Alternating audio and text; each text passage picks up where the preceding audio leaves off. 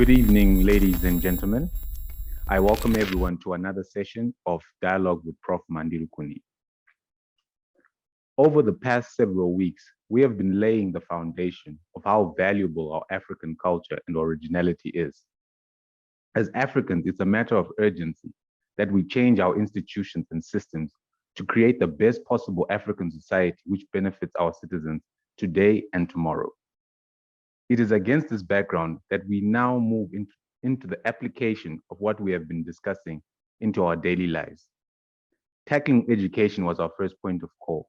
Now we move into business and we seek to see how we can use this knowledge we have been sharing into making African businesses thrive into multinational corporations which are run by our own African visions and ideologies. Tonight, Prof. Mandirukuni will discuss the important interactions between Eurocentric business and African culture. Prof will make a 40-minute presentation.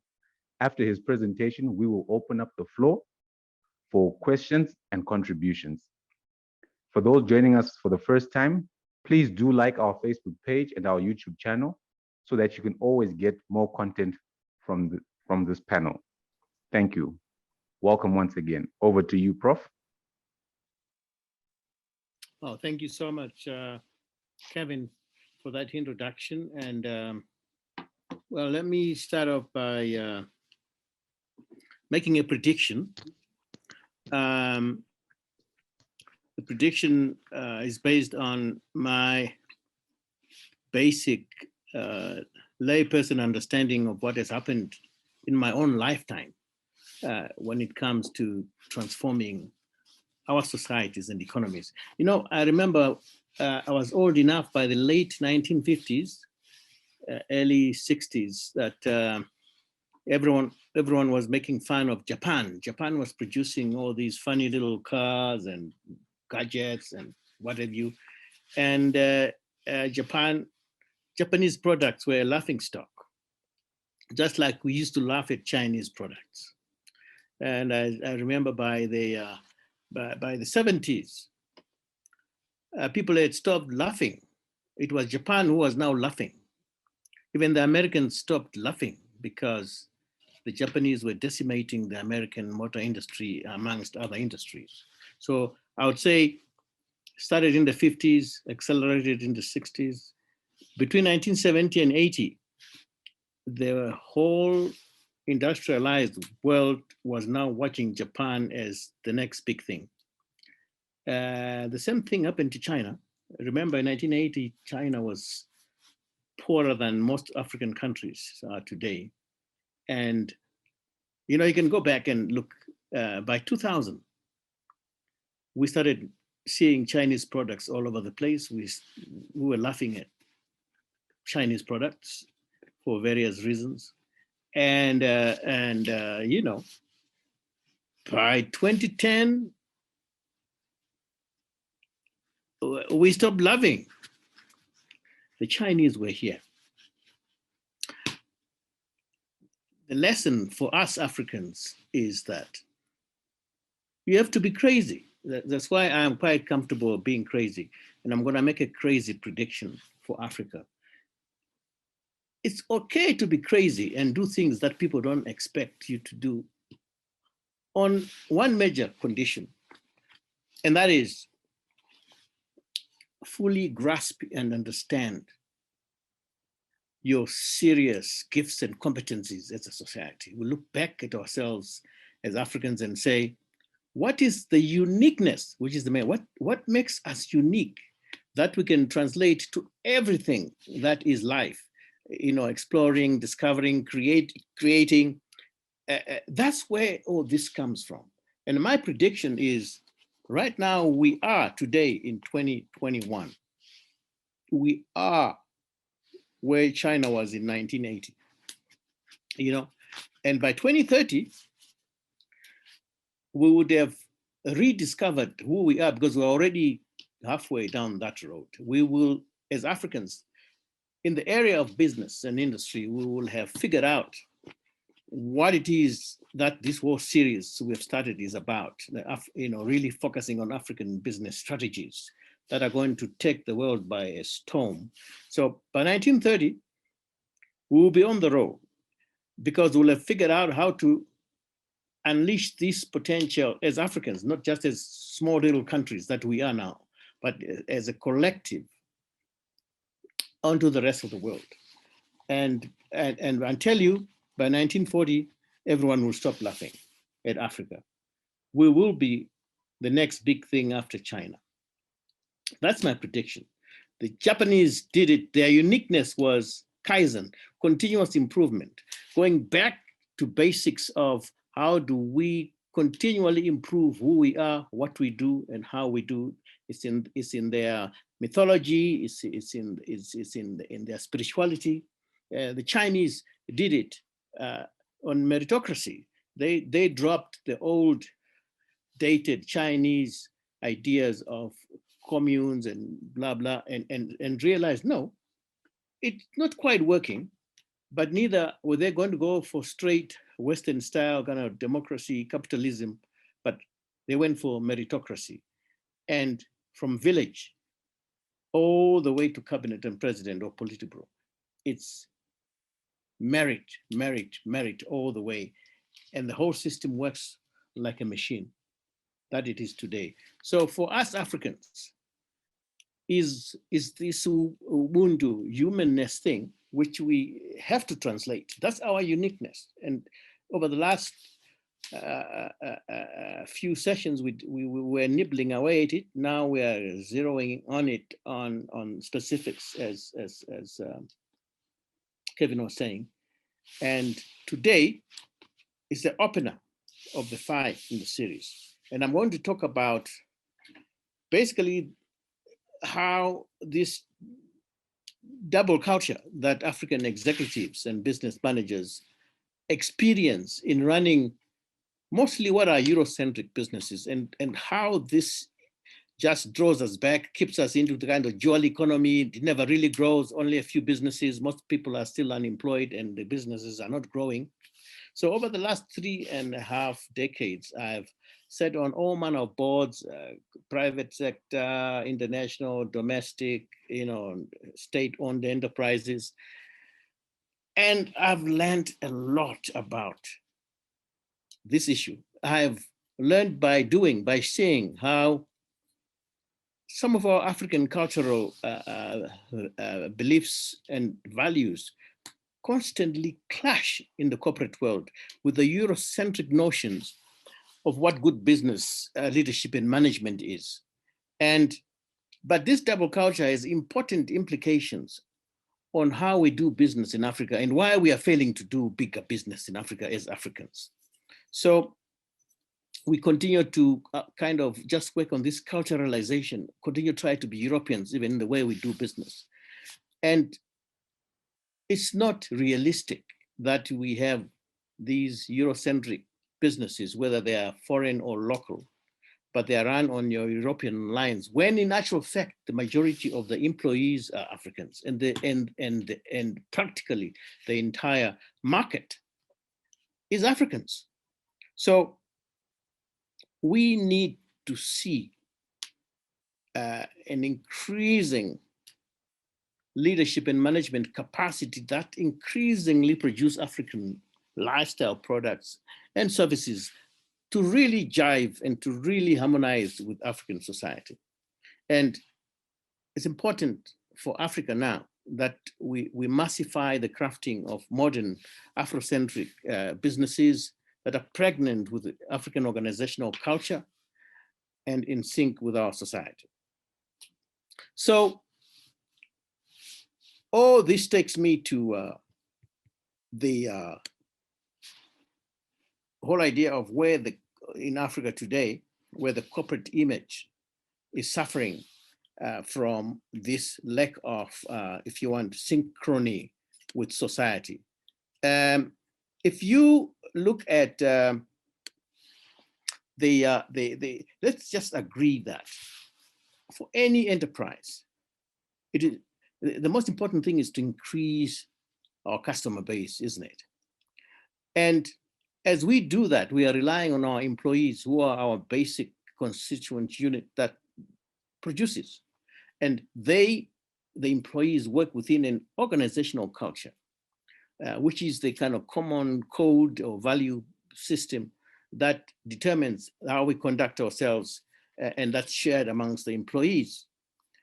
But we now know from many studies and seeing what's happening on the continent that competitiveness of our businesses in anywhere in the world actually ultimately is determined by the extent to which the organizational culture harmonizes with societal culture. Because once those two things jive, then you got even bigger market and even bigger customer satisfaction. What you have is the now corporate image itself bringing economic returns. So a good corporate image must somehow reflect the society in which it is growing, isn't it? I mean, otherwise it doesn't make sense. So on that basis, around about 2010, I embarked on establishing a PhD program that on leadership for Africa's development. I ran it in a few universities. And I had a good number of doctoral students who focused on aspects of African strategies in business leadership and development. And I've learned an enormous amount from these doctoral students. I mean, I honestly gain as much from them as they gain from me as their supervisor.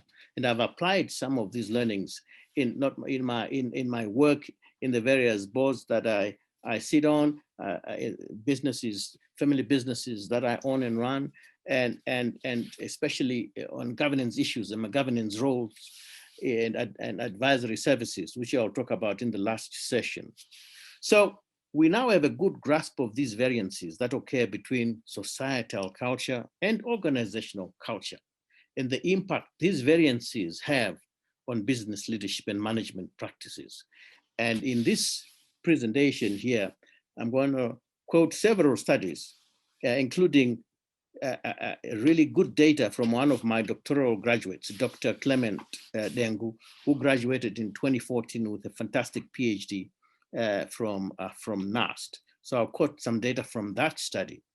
So just to touch on Dr. Dengu's study a little bit, the puzzling phenomenon that brought him to me wanting to do a PhD was based on, he had initially seen anecdotal evidence that when comparing the management performance scores, he found a revelation that the performance of middle managers who had undergone the corporation's managerial leadership development program was the same as those who still had to enroll for the program, meaning the corporation's managerial leadership development program was not having an impact that was intended. So the question was, what's happening? Is this an old thing? Is it a fluke? I said, my friend, let's go into the literature and find out whether this is being experienced anywhere in the world. And ultimately, my doctoral candidate found amazing literature, and probably one of the most celebrated theoretical framework to address these issues is now been kind of internationalized by the Globe Project, but started with a brilliant thinker-doer called Hofstede, who was working for IBM in the 70s, 80s. But my doctoral student embarked on his own study to try and then figure out, so if this is a global phenomenon, how does it pan out in Zimbabwe?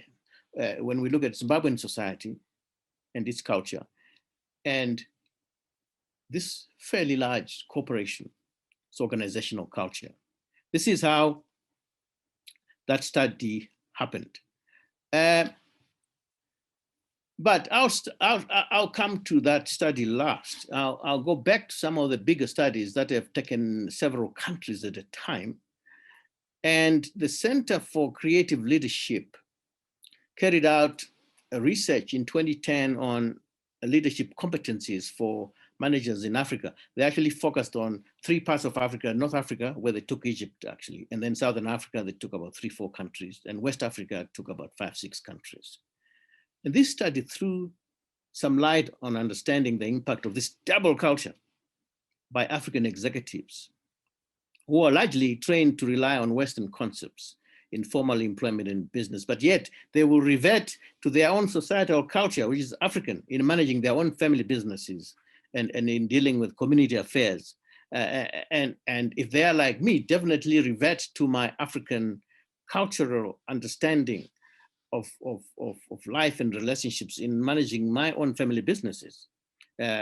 So this study, which was a 360-degree feedback instrument they used, it was then used to rate the managers in those 3 regions of Africa. The research found some very interesting results. In all the 3 regions, they found that leaders were seen as highly skilled and putting other people at ease. They learn fast, they are agile learners, and they're able to survive in diverse environments. They were seen as resourceful and able to actually have creative solutions to problems and having high focus on outcomes and getting things done. However, on average, the research also found a downside, and that is, in general, African leaders on overall scored very low on the derailment factors for leaders and managers. This basically indicated that the majority of managers, were likely to grow in their careers if they had the kind of on-the-job training and development that would enhance their understanding of this corporate world, because they need to be out. These derailment factors basically mean a culturalization to Western cultural skills for growing up and going up the corporate ladder, So the derailment factors are things that can undermine one's career. And quite often, like for recent graduates, they may not even be aware of them, and therefore won't be able to manage them effectively. Unfortunately, university training, college training, formal training does not cover these things. These are skills that are either you gather them culturally by just being part and parcel of this society, like in the Western world, the Eurocentric world. It is a fully industrialized society. You actually just growing up in a family, they're all imbibing these skills to you. Even if you're working class or you're business class, these skills will come through. So for African managers, you may well have a brilliant university degree or college training, or otherwise you have grown up in a family which has got these Eurocentric skills of running corporate affairs. Then you can probably jump into a new role in the corporate world and function well. Otherwise, you'd have to be trained. It's a very important finding of this study by the Center for Creative Leadership. So these derailment factors are seriously important. I've gone through the literature and summarized the 10 most important ones that I could find in the literature. The first being that this lack of team orientation is a derailment factor. If you don't have those collaborative skills, you fail to sync your personal ambitions with team members. You fail to cultivate kind of networks at work. It can derail you. The second is a failure to unleash one's talent. So you're not even aware that it's raw talent. Now that you got a job, it's just an opportunity to grow that talent. One is not aware of that. So there's a level of commitment for really fast tracking the learning and learning as quickly as one can on the job. But one is just interested in themselves as I'm complete as I am. It's a derailment factor. Then there's the ego, arrogance, kind of micromanagement type of thing, which is the failure to reward team success and team efforts. The fourth one is a lack of dedication to one's own employees. So it's poor leadership qualities, failure to kind of lead and engage and grow with one's employees. Fifth is the behavior that, behaviors that actually conflict with organizational values. Because if one's own personal vision going into this job is not aligned with the organizational strategy or vision, you can easily be derailed.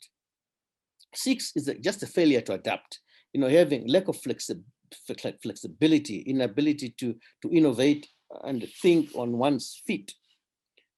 That's a derailment factor. Number seven is hiring subordinates with poor leadership qualities. So you hire people who are more like you. They are not even aware how to create good networks, how to align with jobs. Eight is poor loyalty, because one walks into this corporate world and thinks it's just a machine. You don't have to really show any kind of deference to anything. So you create lack of trust. You're just seen as somebody floating around. Your integrity is questioned. And small behaviors, you may not even be aware that somebody's reading that as a lack of trust. That's a derailment factor. Number nine is the inability to make hard people decisions because you just think, oh, well, poor, in fact, it's low emotional intelligence. And then finally, number 10, the failure to actually deliver results because one does not have a sense of priorities, poor systems of accounting for yourself and what you do, and poorly organized.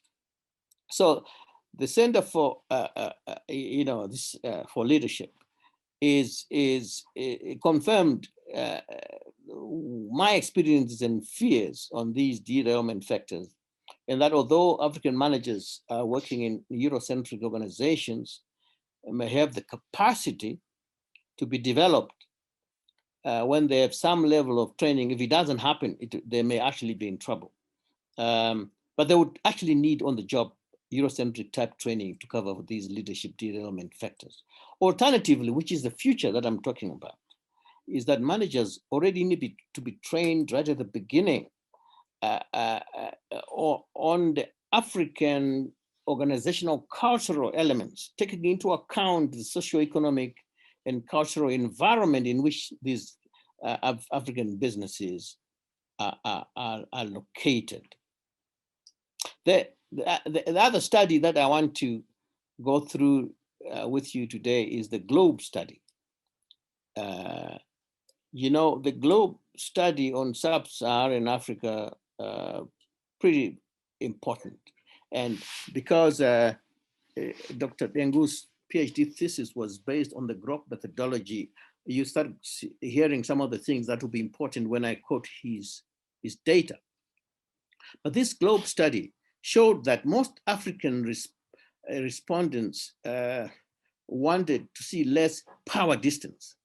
Now, this is actually aligned to the traditional African leadership premises around Ubuntu and African philosophy, where leaders are supposed to be close to people and are supposed to seek consensus in decision-making, whereas the Eurocentric world is much more comfortable with bigger power distance. The other finding from the GLOBE study was that the African respondents also wanted less assertiveness. Again, in Western culture, assertiveness is a virtue, it's a positive thing. But in African culture, they want to see more consultation, respect for others, a collective approach, and so on and so forth. So I'm highlighting the areas where there's dissonance between the Western Eurocentric leadership styles and African. There are a lot of areas where there's synchrony, there's harmony, it's easy to get harmony, but these are the ones that came through as where the disharmony was. Also, collectivism was also highly scored by the African managers and leaders. Humane orientation was on a moderate level, which also is reflected in African culture.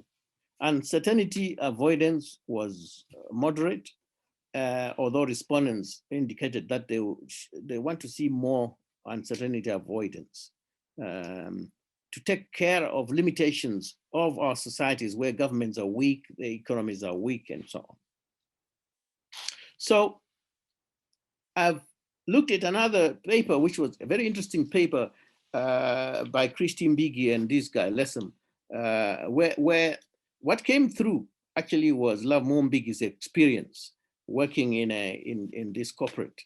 And he then found, as long as things were going well, absolutely no problem in following the Eurocentric ideas of management. The moment you have a crisis, especially where staff and employees are a major part of the crisis, now you revert to trying out some of the African cultural ways of handling and managing your employees. So, which is typical.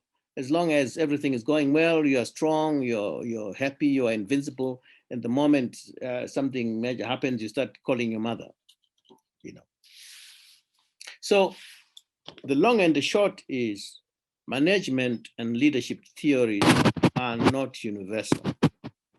Many studies are increasingly showing that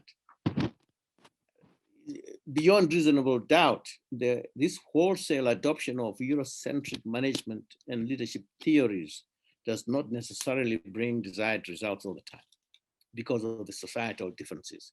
Even within the industrialized world, there are important differences based on this fact. For instance, the literature shows that the United States of America was a conglomeration of migrant groups, although Donald Trump wants to make it sound like his own family, wherever he came from, initially was the dominant kind of culture in the US. No, they came from all over the place, all over Europe, all over Africa, Latin America, India, and so on. And they had to cobble up a multicultural system of working together, as opposed to Germany, Japan, France, and China, where scholars say these are more homogeneous in the way they've approached and where you see societal culture reflected in organizational culture. Hofstede, for instance, argues that in Germany, heterogeneity does not exist. And that is why, as he explains, in Germany, there are not many business schools. They are not common at all. In Germany, they go for straight formal systems of training you through. So similarly with Japan, where dedication, skill, commitment, people working for the same corporation forever. You know, in France, the principle of honor for each of the societal classes is respected within its citizens, etc., etc. So, all in all, in every society, there will be differences, important differences which determine how societal culture impacts organizational culture, and vice versa, and how that, the more it's in synchrony, you create fantastic business environment, leadership and management systems that work. In Africa, we would say the tectonic plates are kind of shifting. If we look at the study by Hofstede in 1983, which is almost 40 years ago, his studies at the time showed that, yes, almost every African country, there was still strong evidence of collectivist kind of society, and that leadership was still very much a collective or group phenomenon.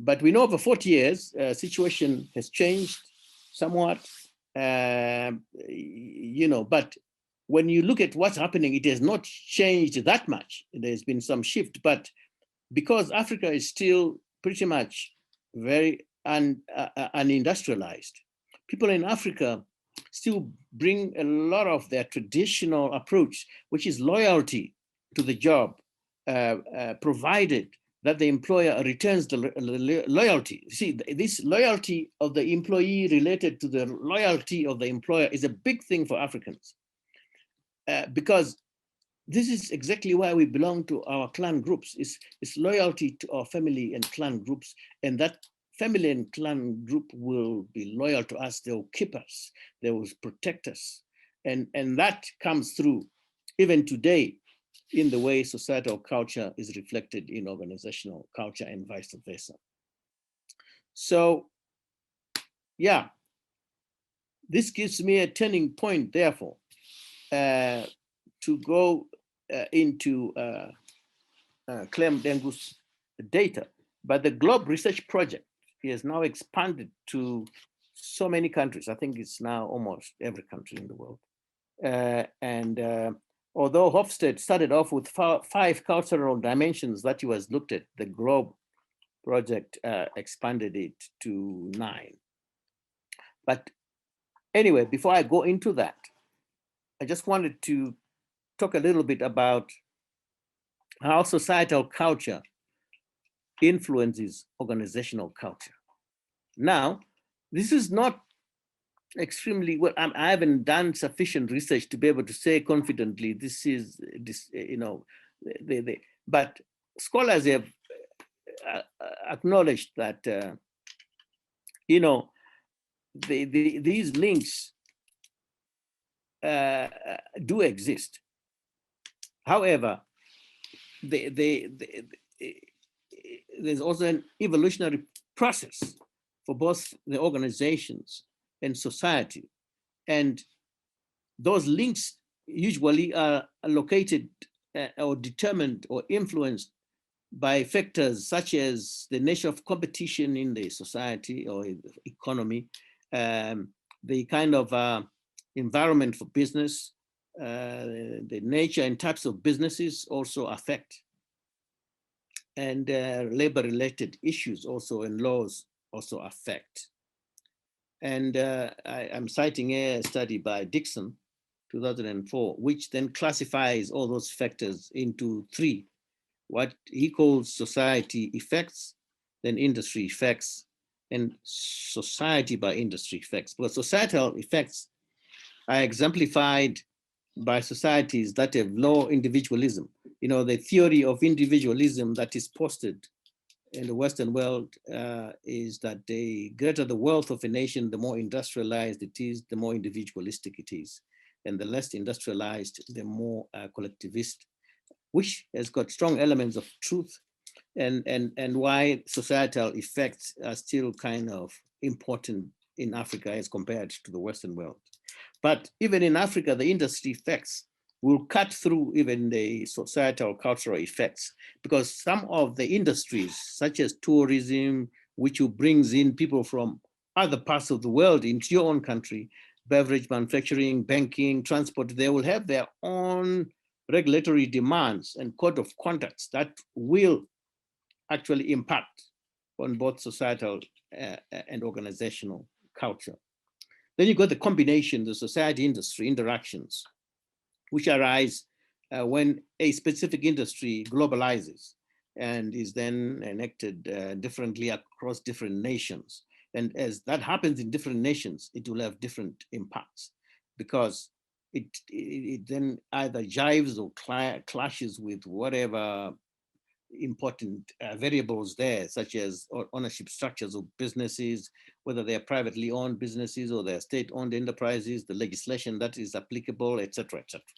So I would just, for those who are interested and those who want to pursue these issues, this is how you get into the how, where you look for elements where societal culture influences organizational culture. But for Africa, of course, the double culture thing comes from our colonial heritage. You know, a lot of scholars who have talked about this, Mangaliso is South African, and Wanasika and others, they go deep into this, how through colonization, therefore the colonial masters imposed their systems on us, educational, religious, management, leadership theories, all that was then thrust upon us, forced upon us. And as a result, we have been going through what the literature calls acculturation. So the acculturation process is how we have tried to imbibe it and use it where possible, and how to make that part and parcel of our culture. And this set of scholars, Brannan and others, have differentiated this process into three distinct processes. Sometimes it's assimilation, sometimes it's integration, and sometimes it's just separation and marginalization. And the colonial system, it brought all these three in. Of course, separation and marginalization with much more effect in the latter countries, such as South Africa, Zimbabwe, and so on. So let me now go back to the globe dimensions so that you can better understand the results from Clem's study on Zimbabwe. So the 9 dimensions are about, first is the performance orientation, which is the degree to which society or organizations encourages high standards of performance and rewards. Okay. Then assertiveness, I already spoke about it a bit, is the degree to which members of society or an organization believe that they have to be direct in expressing themselves. Okay. Future orientation is the extent to which members of an organization or society believe that their actions today will influence their future. So the ones that have limited future orientation will live day by day. The ones with future orientation will plan way ahead. And as you know, in Africa, generally, we still far more towards a very limited future orientation. That's why we don't have 50-year plans like the Japanese and the Chinese will have, et cetera, et cetera. Humane orientation is the degree to which society or an organization encourages and rewards individuals for being fair, generous, kind, and caring. Once again, this is much more preferred in African society than in a Eurocentric society. Then institutional collectivism is the degree a society or organization and its norms and practices rewards collective action. Once again, much more preferred in less industrialized countries. Group orientation, similarly, gender egalitarianism, also the same. Although the definition of gender equality or balance and so forth tends to differ from society to society. Power distance is the degree to which in a society or organization there's acceptance or endorsement in the degree or the massiveness of difference in power between people and the privileges they have. Once again, in a Eurocentric society, there's much more tolerance for that. Uncertainty avoidance is the extent to which society or organization relies on social norms, rules, and procedures that mitigate unpredictability. So if these are the 9 globe cultural dimensions, then they have the 6 leadership dimensions which work with those dimensions. So we have the charismatic or value-based leadership, then the team-oriented leadership dimension, and the participative leadership dimension, the humane-oriented leadership dimension, the autonomous leadership dimension, which is basically a reflection of individualism in leadership. And then the self-protective leadership dimension, which is where individual leaders, they just are self-centered, they status conscious, and they usually just survive by inducing conflict. So there are the 6 leadership dimensions. So on the Zimbabwe study, Dengu took the 9 cultural dimensions and the 6 leadership dimensions and looked at the extent to which in society, people say, yeah, this is where we are in this dimension. This is where we ought to be. Then the same thing in the corporate. This is where we think we are in our corporate, but here's where we think we ought to be. The same thing with the leadership dimensions. And when all that was put together, I'll just show you three figures which summarize the results from that study. The first one, first diagram there, shows the cultural and leadership dimensions at societal level. And if you look at that, that particular diagram, you'll see that. And you see, if you see the, if you look at the key, the brighter color there is the practice. This is where we actually are. And the kind of dirty greenish one outside mostly is where the same respondents are saying, that's the value, that's where we ought to be. Now so the interesting thing here, you'll see that the society, Zimbabwean society, is saying in practice, we're inside there. We're scoring very low almost all the way through, compared to where they would want to see those values. So, and I won't go through all of them because we've already defined them. Let's focus on the ones where we are seeing massive conflict between where society thinks we are and ought to go. If you look at those, you'll see right at the top there, humane orientation, and if you keep going counterclockwise, self-protective leadership, you begin to see that the practice is way too higher than where they really want to be. They're thinking there's not enough human orientation in our corporate leadership or societal leadership rather. Self-protection is too high. Autonomous leaders too high. Humane-oriented leadership also not as high as they would want it to be. So you can see there are the elements at society level where there is most discord. If we go to the next diagram, this is now the same cultural and leadership dimensions, but now in the organization, in the corporate organization. You will see the shape is still more or less the same.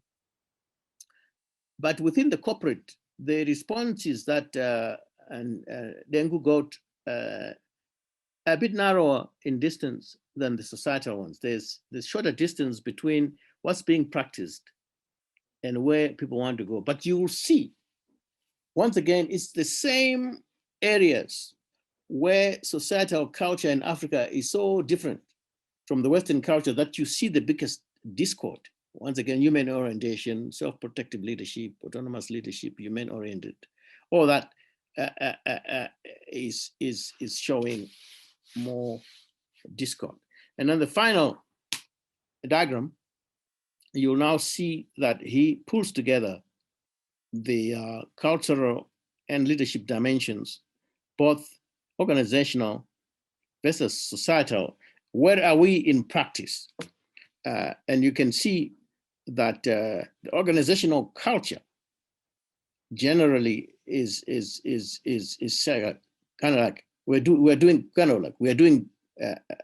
better in most of these, but you can see the discord once again in the same areas now coming through much more clearly and strongly when it comes to those key elements on the on the Northwest there, from performance orientation, self-protective leadership, autonomous leadership, and so on and so forth.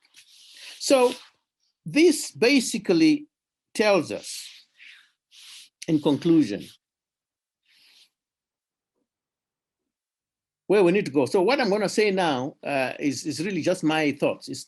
These are not thoughts that can be ascribed to any of the studies I've used the data. I don't at all.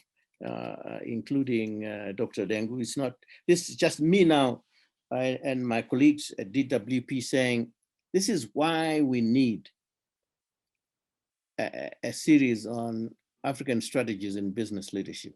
This is why we are lining up these 5 sessions, 4 more to come, so that we can address these issues and make recommendations to African corporates, policymakers, and business schools. First is the kind of systematic and systemic incorporation of cross-cultural lifestyle knowledge into the development of products and services destined for the African market. Second is the acceleration of understanding and incorporating of African business strategies. Okay.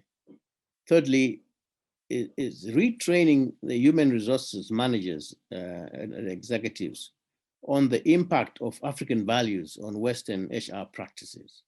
Okay. We will argue that it is more strategic to manage African employees in ways that reflect societal values and aspirations, and that there is need to manage and surface human potential in Africa. So most of the time, human resources is just seen as you're getting people who are trained, they have to produce a product. Whereas in actual fact, we are saying, given the situation we have in Africa, you're really just hiring potential. And that you have to, HR managers have to worry more about how do you then surface that greater potential in innovation to start seeing more relevant, more appealing Afrocentric goods and services. Whereas there's a lot of this kind of acculturation that is happening in the HR practices and management that really has to transform. So lastly, we'll then offer concepts and competencies that we think need to be applied or can be learned to apply as part of African wisdom in the way boards run or the entire corporate governance world. Thank you very much.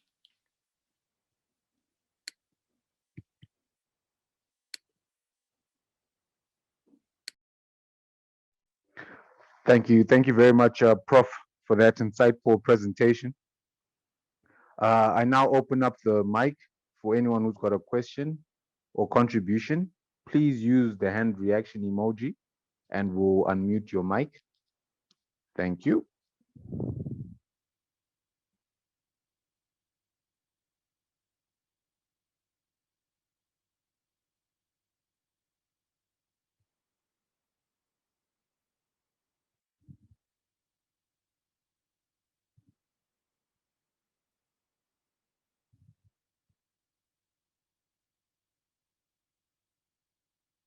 Any questions or contributions?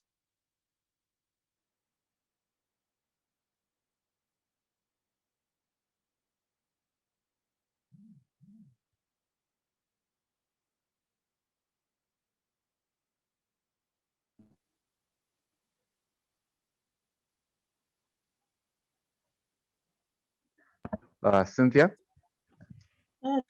Thank you very much for that presentation, Doc, and thank you for giving me the floor. I had previously typed my question in the chat box. Mine is coming more from an education perspective to then say, how do we begin to inculcate some of these aspects and paradigms from an early age within our education system before we even start talking about the tertiary level, so that we can begin to neutralize and slowly do away with the Eurocentric influence on the way we do things on our continent. I hope that question is clear, or would you need me to repeat it or rephrase it? Thank you, it's clear enough. Thank you, Cynthia.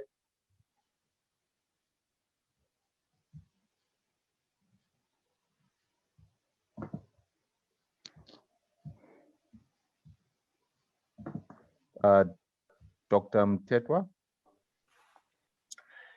Thank you so much. I would like to express my sincere gratitude to Professor Rukuni for really breaking it into the the simplest kind of terms that are easy to relate with, and you begin to see the vision of what this really looks like in a specific sense. I was so impressed by the conclusions that Professor drew from the various discussions that he made, especially an appreciation of the social capital that we have as a people. There is no running away from what we have in terms of shaping and reshaping the way we conduct business and the way we conduct management.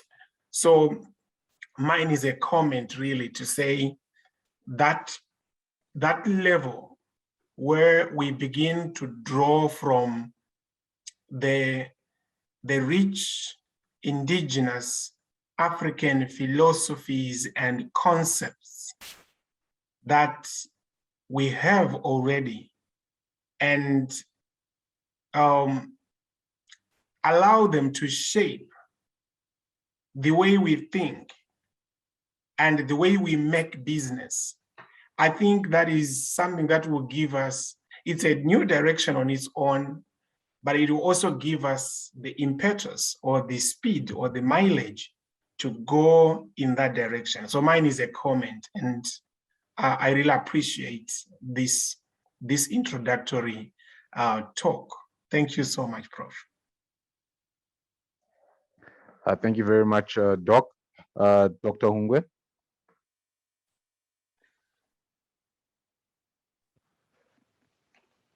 Well, thank you very much, Prof, for unpacking this. On a personal level, I still need to digest this a little bit more because it's something that has always worried me, how you can get organizations being successful by incorporating African culture or local culture. And from your presentation, one take-home lesson I have is that success grows where there's a convergence between societal culture and the organizational culture. And then, of course, business management is made up of individuals. And you then discussed at length the factors of individualism and collectivism and how these factor on success of management. My very simple question is, throughout your talk, you never came up with a discussion of individual jealousies. So of course, you have put them in, maybe you captured them in individualism and all that. But in common discussion, especially in African societies, you hear that part of our problem is that we do not have a desire to see the other person being successful. And I would love to see what your research and literature has come up with. Thank you. Thank you very much, Doc, for that. Doc Muringani. Thank you, Prof, for a very exciting presentation and very insightful. In my own understanding, I think you touched on three things. The first thing is obviously the cultural heritage. So what do we do, or what should we do, or what must we do as Africans? You brought the issue of Ubuntu, which is probably missing in some of these discourses. But you also brought us the present danger, which is the contemporary circumstances. So for instance, we see that maybe African firms or business in Africa are failing due to certain things. Then most importantly, you bring the issue of confidence. So this is confidence in business. So are we able to perform? Are we able to realize our goals? Are we able to manage employees well? And many other things. And you highlight the fact that these businesses are embedded in society. So therefore, they cannot do without the cultural values that underpin these societies. And definitely that is interesting. So you also highlight the fact that there are differences between Africa and the US and the West, basically.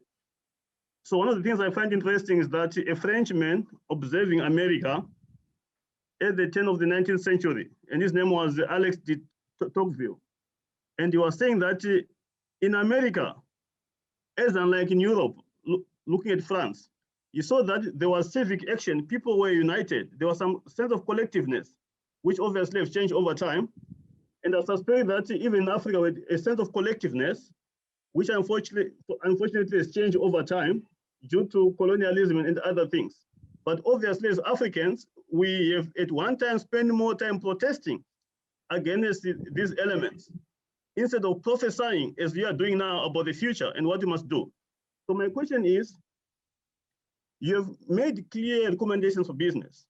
What do you suggest that some of us who are social scientists who are researching around these areas should embark on? What should we do precisely? And what kind of knowledge gaps exist from what you have done or from what you think exists now? What else can we do to inform this discourse? Thank you. Thank you very much, Doc, for that. Prof, would you like to respond to those questions? Sure. Yeah, thank you so much for those comments. So let me start with Cynthia's question on education. So Cynthia, you reminded me maybe 10 years ago, I was part of an organization. We used to make grants to communities in 7 countries in Southern Africa. And one of the grants we had made was to an organization that was founded in the US. And that helps with quote unquote entrepreneurial behavior in young people. The NGO that we had given the grant was working in a number of schools in the country. And I was on a kind of a project visit, and we went to Manicaland, Mutambara school it was. And the teachers, they lined up the students that they were working with. Very impressive. They lined up the leaders, and each one introduced themselves as, I'm the CEO of the organization. I'm the director for human resources. The other one says, I'm the director for finance. They all had positions, and they're all talking business and so on and so forth. Then I was really impressed by one of the young ladies. She must have been about maybe 13 or so.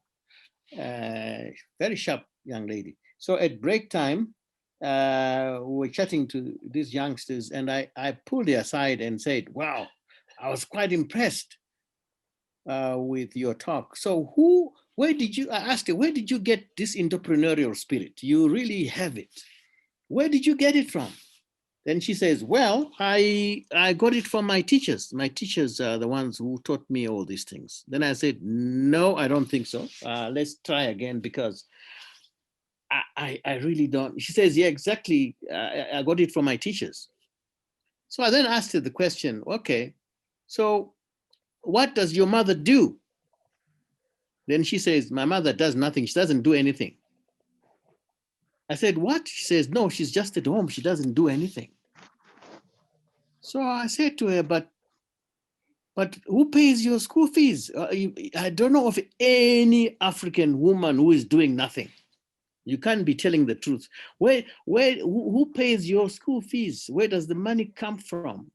She says, oh, you see, my mother grows tomatoes during the dry season, and then she needs some jerseys also when it gets cold. She mentioned about 4 or so things that her mother does. Pretty impressive type of small projects that are getting this family to go. Then I said to the young girl, but your mom is an entrepreneur. Look at all these things she's doing. And you're saying to me, she's doing nothing. She says, oh, well, yeah, but you know. So I said, it really pained me because here you are. I actually said to you, do you know that what your mother is doing requires more skill than being CEO of a listed company? He says, what? I said, if I took any CEO of these companies and put them in your mother's shoes just to survive for a week, they'll be dead. But your mom can do it, can survive and still make money and send you to school. This is where you're getting the entrepreneurial skills. This is where you're getting the spirit. You just need to grow it to a level that is unlimited. But for you to go around telling people my mother is doing nothing and your school teachers teach you entrepreneurship, if they were entrepreneurs, they won't be school teachers. So Cynthia, you see the problem we have in Africa is we have an educational system. We have adopted this colonial model of what society is to a level where before we even send our kids to school, they are kind of appreciating what we are doing as parents at home. The moment they go to school, they think, oh, that is the world of the African. That's the world of the poor people. There's nothing from that world in my village and home that I can take forward in my future. She's thinking I'm relearning everything. So we have a serious problem, Cynthia, in translating this into education, because in the first 5, 6, 7 years of a child, that's the most important education one gets in the entire future life of any human being. But because of our educational system, you are told to obliterate all that knowledge and start up afresh. So it's really unfortunate. So I would say that we go back to what we were discussing right at the beginning of the educational series and say, actually, if we don't get our youngsters away from the classroom setup until probably they're 8 or 9, and then they're homeschooled, everything you learn at home is related to what you learn at work, is related to what you learn in your society, using your mother tongue language. Then you understand, as they do now in societies that are growing fast, even in India, Vietnam, China.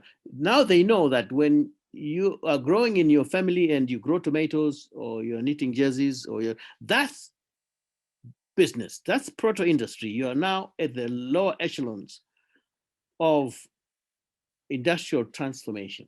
In our case, we're told it's informal sector, it's not supposed to be happening like that. You're supposed to wait until you're graduated, then you'll see real life, real business, real industry. And then it never happens because we're not at that stage of industrial development. Sorry to make this a lengthy response, Cynthia. It's a very important question you are answering. It requires so many things to be transformed before we can get it right, unfortunately. But the educational system is just flawed from early childcare education all the way to university. So, and Dr. Mtetwa came and he made some summary comments. Basically, I think my take home from what he said is, we as Africans must realize there's no distinction between social capital and economic capital. It's the same energy. We have to translate social capital into economic capital. It's not about social capital going one direction. It's somehow you create new economic capital. It does not happen. You know, it's simply not the real world. I mean, I've often said, and I'll add this to also answering Dr. Alois Sungwe's question. But before I go into that, I was going to say, everything we consume from the Western world and the Eastern world, we're consuming other people's culture. Okay, so if you go and purchase a hamburger at Steers or wherever you buy it from, McDonald's or whatever, what are you really purchasing? Are you purchasing food? No, you're not purchasing food. Because you're paying $3 for a hamburger, which is junk food. It's actually junk of junkest food, but it's packaged in a way and it's in a premises in a way that is American. And you are buying into the idea that you are living an American life by going to buy junk food. Your wife, your mother prepares much healthier, better, tastier food, but you go and buy junk. You know, you go and actually spend a lot of money buying junk. You are buying culture. You are buying a culture. There's no way you're buying a product. All the things that have gone global in our lifetime are all cultural products. Don't be fooled by the technology behind it or fooled by the glitz and the glitter behind all this stuff. You're just buying somebody else's culture. That's all you're doing. Now, Alois came up with a very interesting question around jealousy. And you know,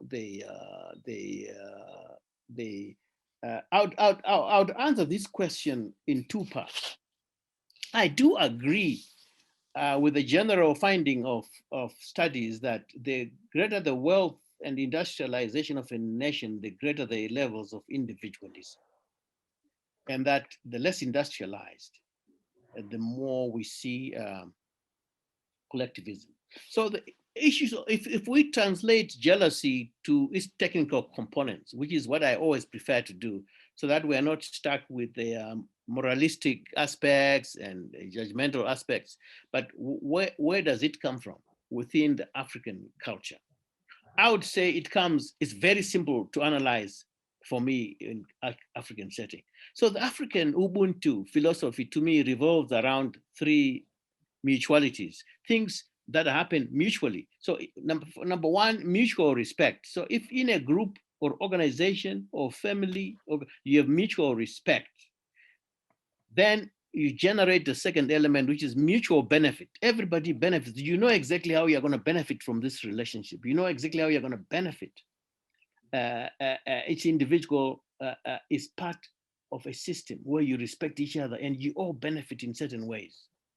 Then finally, the third is then the mutual responsibility or mutual accountability to each other. When those three elements are present in a family or a village or an organization, always, then the chances for jealousy are reduced. I'm not saying it disappears, you kill jealousy. There'll always be, even among siblings who go well, there's always competition.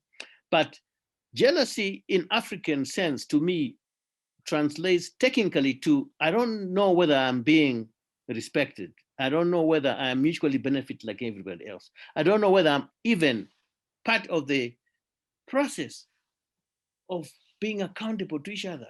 You know, I'm just an outside. So jealousy for me is an indication that you are missing the three elements or one of the three elements: mutual respect, mutual benefit, mutual accountability. That's how I would analyze it technically. I would not analyze it moralistically to say, oh, why are you jealous? Maybe you know what. I would say families, organizations, any forms of partnerships, any forms of, even at a regional level. If you look at Africa today, you know, we've got regional blocks, then we got this, then we got Francophone, Anglophone, blah, blah.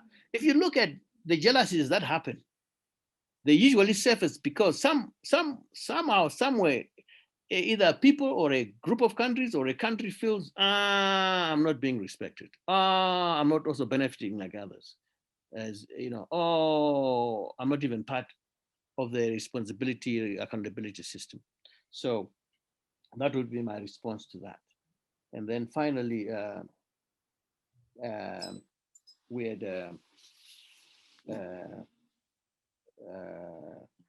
the very, very interesting final comments from Dr. Mringani. And I think he summed up also the cultural heritage, Ubuntu contemporariness of things, and that sense of, I think probably my response to Dr. Ungwe would cover also the elements that Dr. Mringani was bringing to say, what has happened in Africa is that we are suffering from the worst of both worlds. We are not yet an industrialized society. Urbanization is a fluke because it's not happening based on manufacturing and proliferation of jobs in factories and service industries. No, we're just going to urban areas because there's too much poverty in rural areas. There are not enough services. So we are better off in the town, even though there's no job. Meanwhile, that movement, and as it happens, is destroying the mutual part of our society. The collectivism, the mutualities are talking about breakdown, because when you go urban, there's no more clan to rely on directly. It's now a bit indirect. There's no, so we are slowly breaking down our social capital to deal with these issues before we are an industrialized society. So we're losing both. We're using our historical heritage of very, very strong social capital and breaking it down before we are wealthy nations, before we have industrial systems which can take over. That's how I would respond to that fantastic observation by Dr. Mringani. Thank you very much. Thank you very much, Prof. We'll take one last round of questions before we close off the session at 7:30. So any last questions or contributions?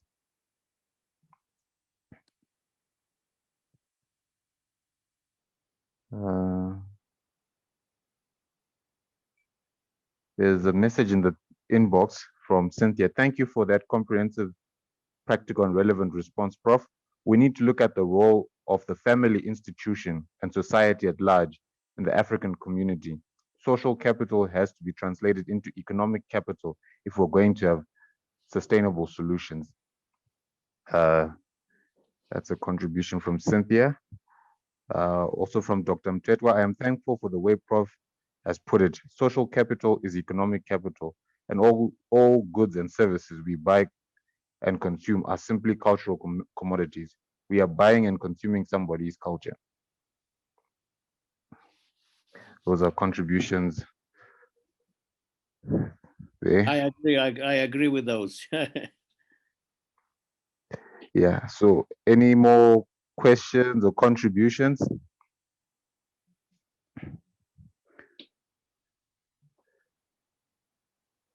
Maybe I'll give it back to you, Prof, so that you could just, Dr. Hungwe.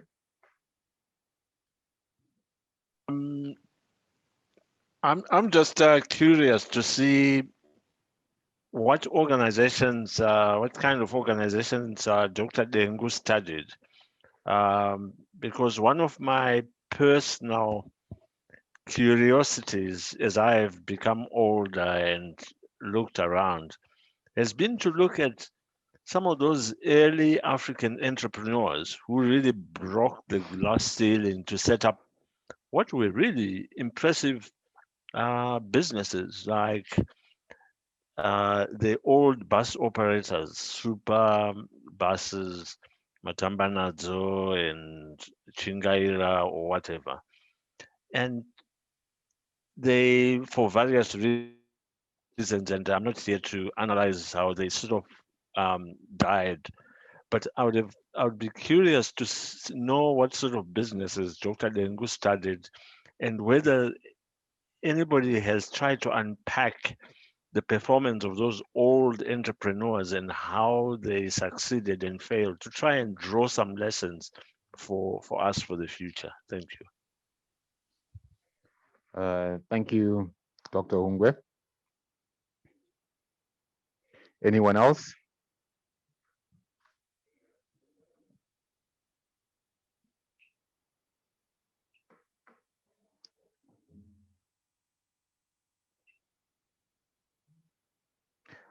So I'll hand it over to you, Prof, to respond to that and your final thought before I close off the session. Yeah. So Dr. Ongwa is on to a very important point or question. Dr. Dengu focused on the big corporates because the issue was, as I said, in his case, what brought him to the table for his PhD was the observation that in this big corporate,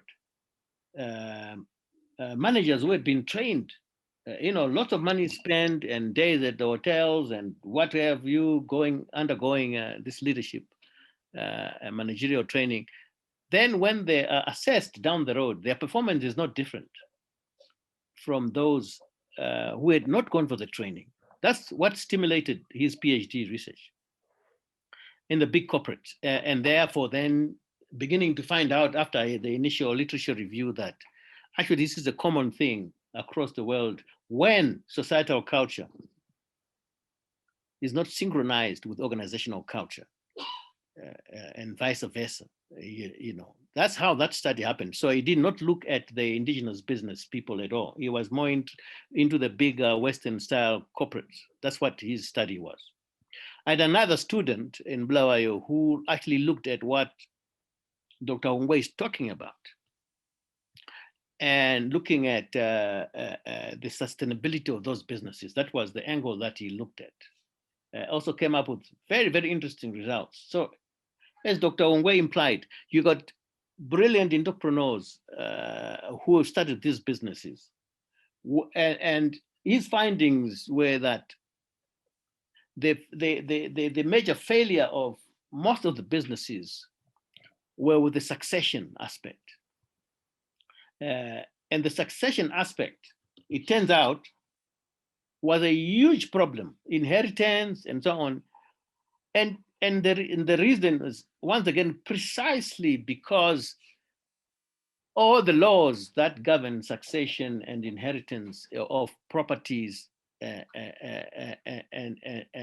wealth in Zimbabwe, and I would guarantee you the same in South Africa and others, are based on Roman Dutch law. They're not based on customary law. So there's no guidance anymore. People, when they start fighting for inheritance, they rush for whatever they can grab.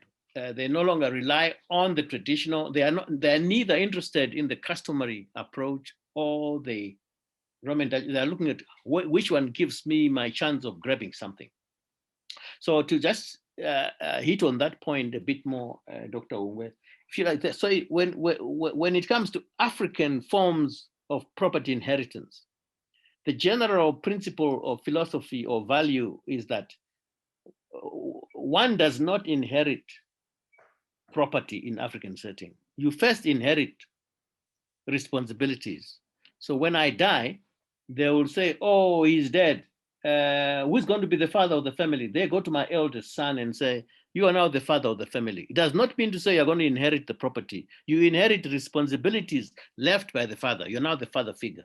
Then they will say, oh, who are the dependents in the family? Oh, that one is still going to school. The mother is now old. Who's going to look after the mother? Or maybe the youngest brother will be given the responsibility to look after the mother. And maybe the sister will be given responsibility to look after the two children who are still going to school because she happens to be the one capable of doing that. Then property is then literally distributed to take care of the responsibilities that have been inherited. That's the African way of inheriting. But because Roman Dutch law is the opposite, you inherit property and you don't have to inherit any responsibility. So what it has turned our culture upside down. You go to the farming areas, you go anywhere, you go to the townships, people now want to inherit the property first and refuse to take the responsibility.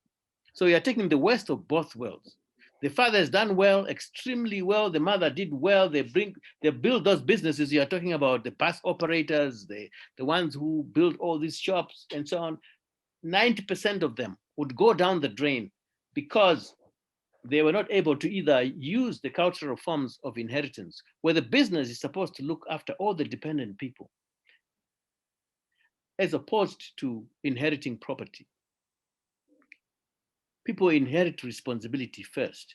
Then once you have inherited the responsibility of if you're going to look after the mother who is now widowed, you can get the father's house or even the fields that the father tilled, isn't it?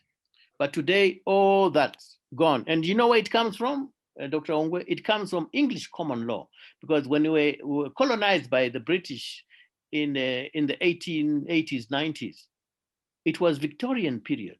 So they were applying English common law. It was in English common law at that time, the eldest son was the heir apparent. When the father dies, the eldest son could go to the court and be declared heir apparent and inherit the property. So what they then did during that period is they said, we don't understand this African form of inheritance. And if the inheritance issue went into a dispute, it goes to a magistrate court or beyond. Master of the High Court, the judgment was very simple and straightforward. The eldest son was the heir apparent. So it was a very sexist society in the Victorian period in the UK. And we did not have that level of sexism, but we have adopted it. What looks like gender inequality in our society was mostly brought by British colonialism, because we did not have that kind of gender divided society. We had men and women drank the same beer, the names were the same, Tendai, boys and girls, there's no difference between his, her, it's just a person. And so on and so forth. So I would say that in terms of these fantastic businesses that were created during those 50s, 60s that you're talking about, that mostly fell apart in the end. It was unfortunately also, we have inherited institutional systems, legal systems, which are not consistent with our culture and how we grow wealth in our culture. Very unfortunate. We just keep plodding along when we know that our African laws are at conflict with these foreign laws, but we just pretend it's normal, That's why I say we have to be crazy and say, no, we have to understand both. In other parts of the world, that's what happens when these colonials went all over the world from Europe. Where they'll go to Canada, the British were there, the French were there, and so on. If you look today at those societies, they brought all the laws together and said, we now are a mixed legal jurisdiction. We're going to teach all these laws. They have to be understood by the legal systems. They have to understand the legal traditions. They have to be taught at university all the way up to the judicial system. In Africa, it doesn't happen. You don't teach African law at any level. You just expect it to survive somehow and say we recognize it. But somebody goes to university, you only learn Roman Dutch law, you only learn the foreign laws. So then how do you go and have a judicial system which can deal with property rights? So Dr. Ongwe, property rights in Africa is chaos. Chaos because of these, and that's what's killing all the great innovations by Africans, which never used to happen when the legal system was one.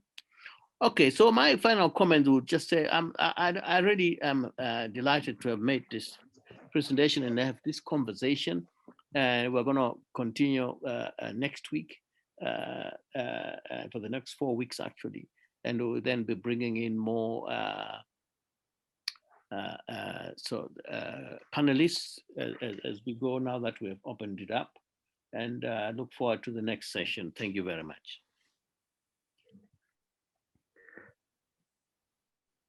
Thank you very much, Prof, for your time. That brings our session to an end. I'd like to thank you, Prof, for taking time and sharing your presentation, and everyone else for coming online and being part of this discussion. Do join us next week as we discuss incorporating cross-cultural lifestyle knowledge into products and services. So that's our topic for next week. So we'll be looking forward to having everybody in that session. Do go out and like our Facebook page and subscribe to our YouTube channel so that you're always up to date with the content that we'll be sharing and posting. Thank you very much and good night.